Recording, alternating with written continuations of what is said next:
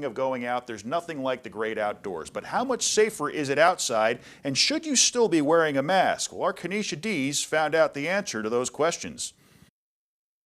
Heading out to a pumpkin patch or a corn maze are all fun outdoor activities to do in the fall. However, in the age of the pandemic, doctors warn people to be careful. Persons can still contract this respiratory droplet virus while they are outdoors.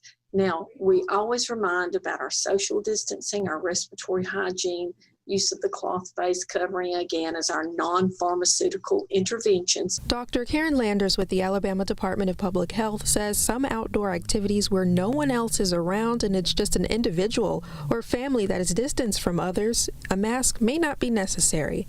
But with certain activities, masks are encouraged. Corn mazes may have groups of people going through, and it really would be less likely that you could maintain your social distancing. Then cloth face coverings would be a very good idea. Mid-City, the camp is one site where several fall activities, including their Halloween event, are happening.